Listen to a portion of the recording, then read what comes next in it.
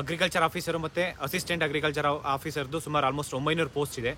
ಮೊದಲು ತುಂಬ ಕಡಿಮೆ ಪೋಸ್ಟ್ ಇತ್ತು. ನಾವು ಮಿನಿಸ್ಟ್ರು ಚೆಲುವರಾಯಸ್ವಾಮಿ ಸರ್ ಹತ್ರ ಹೋಗ್ಬಿಟ್ಟು ನಾವು ರಿಕ್ವೆಸ್ಟ್ ಮಾಡ್ಕೊಂಡ್ವಿ. ಲಾಸ್ಟ್ ಸುವರ್ಣಸೌಧ ಸೆಕ್ಷನ್ ಆಯ್ತಲ್ಲ 2023 ಅವಾಗಿಂದ ನಾವು ಕಂಟಿನ್ಯೂಸ್ ಆಗಿ ನಾವು ಅವ್ರಿಗೆ ಮನವಿ ಮಾಡ್ಕೊತಾನೆ ಇದ್ವಿ, ನೋಟಿಫಿಕೇಶನ್ ಆಗಲಿ ಅಂತೇಳಿ.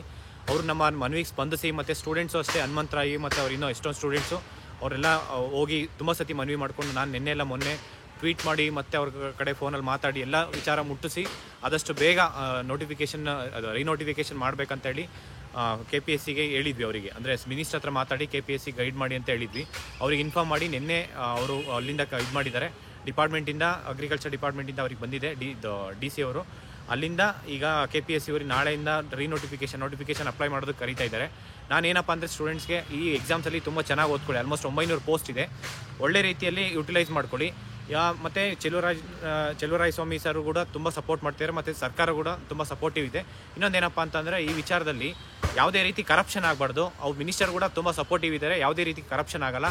ನಾನು ಕೇಳ್ತಾ ಇರೋದು KPSC ಮೆಂಬರ್ಸು ಮತ್ತು ಅದರ್ ಸ್ಟೂಡೆಂಟ್ಸು ಯಾವುದೇ KPSC ಮೆಂಬರ್ಸ್ ಇರ್ಬೋದು, ಮತ್ತು ಪೊಲಿಟಿಷಿಯನ್ಸ್ ಇರ್ಬೋದು, ಬಿಸ್ನೆಸ್ ಮ್ಯಾನ್ ಯಾರನ್ನೇ ಆಗಲಿ ಭೇಟಿ ಮಾಡಿ ಮಧ್ಯವರ್ತಿಗಳಿಗೋಗಿ ದುಡ್ಡು ಕೊಡೋದು ಈ ಥರ ಏನಾದರೂ ಮಾಡಿದ್ರೆ 100% ನೀವು ಕಂಬಿ ಎಣಿಸೋದಂತೂ ಸತ್ಯ. ಯಾಕೆಂದರೆ ನೀವು ಮೊನ್ನೆ ನೋಡಿರ್ಬೋದು, ಪ್ರತಿಯೊಂದು ಎಲ್ಲೇ ಹೋದ್ಲಿ ನೀವು ಒಂದು ವಿಚಾರ ಅಂತೂ ನಮಗೆ ಸಂಘಟನೆಗಂತೂ ಬರುತ್ತೆ. ನಮ್ಮ ಕರ್ನಾಟಕ ಪೊಲೀಸ್ಗಂತೂ ಇಂಟೆಲಿಜೆನ್ಸ್ ಮುಖಾಂತರ ಹೋಗುತ್ತೆ.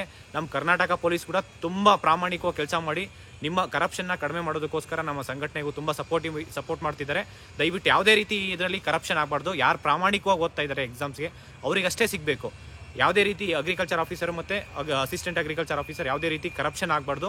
ಮತ್ತು ಈ ಒಂದು ರೆಕ್ರೂಟ್ಮೆಂಟು ಡಿಲೇನೂ ಆಗಬಾರ್ದು. ಯಾಕೆಂದರೆ ಈ ನೋಟಿಫಿಕೇಷನ್ನು ನಂಬರ್ ಆಫ್ ನೋಟಿಫಿಕೇಷನ್ ಜಾಸ್ತಿ ಮಾಡಿಸೋದಕ್ಕೆ ಮತ್ತು ಈ ನೋಟಿಫಿಕೇಷನ್ ಮಾಡಿಸೋದಕ್ಕೆ ತುಂಬ ಹೋರಾಟ ಮಾಡಿದ್ದಾರೆ ಸ್ಟೂಡೆಂಟ್ಸು. ನಮ್ಮ ಸಂಘಟನೆ ಕೂಡ ತುಂಬ ಅವ್ರ ಜೊತೆ ನಿಂತ್ಕೊಂಡು ಹೋರಾಟ ಮಾಡಿಸಿರೋದು. ಯಾವುದೇ ರೀತಿ KPSCಯಲ್ಲಿ ಡಿಲೇ ಆಗಬಾರ್ದು, ಮತ್ತು ಪ್ರೋಸೆಸ್ಸು ಡಿಲೇ ಆಗಬಾರ್ದು. ಕ್ವಶನ್ ಪೇಪರಿಂದ ಹಿಡಿದು ಕಂಪ್ಲೀಟ್ ರೆಕ್ರೂಟ್ಮೆಂಟ್ ಆಗೋ ತನಕ ಒಂದು ಟ್ರಾನ್ಸ್ಪರೆನ್ಸಿ ಮೇಂಟೈನ್ ಮಾಡಬೇಕು ಅಂತ ಕೇಳ್ಕೊತೀನಿ.